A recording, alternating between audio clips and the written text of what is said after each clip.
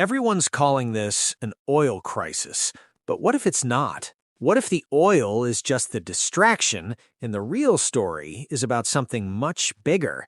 Stay with me, because this changes everything you think you know.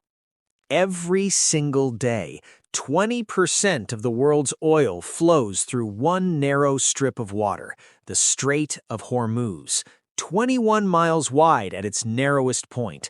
And if it closes, even for a week, the global economy doesn't slow down, it stops. But here's what nobody's telling you. This crisis doesn't hit everyone the same way.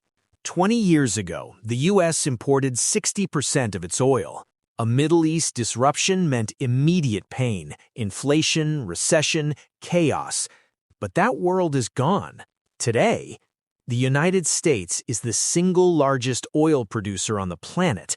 So when supply tightens here, America doesn't bleed. America actually profits. So who's actually exposed? Follow the ships. 75% of the oil moving through Hormuz goes to 4 countries: China, India, Japan, South Korea. And for them, this isn't just a price problem, it's a supply problem. Higher prices slow you down, but losing your energy supply? That's when factories stop. That's when economies break. Same crisis, completely different consequences. And it gets deeper, because it's not just oil. 20% of the world's liquefied natural gas also flows through that same strait. Qatar, UAE, over 90% of their LNG exports go through Hormuz. And guess who stepped in to fill that gap? The United States, now the world's largest LNG exporter. One country loses supply, another country sells it. Same pattern, repeating. Now here's where it gets interesting, because look at the timing.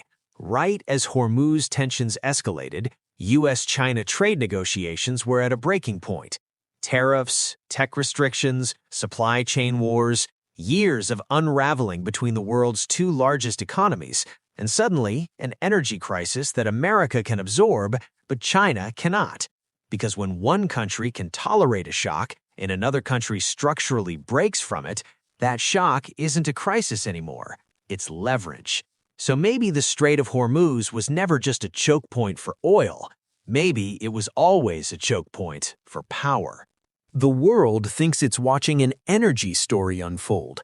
But zoom out, and you'll see it's really a power story. And the question isn't who controls the oil. The question is, who controls the pressure? Like and subscribe if this made you think differently. Drop your thoughts below.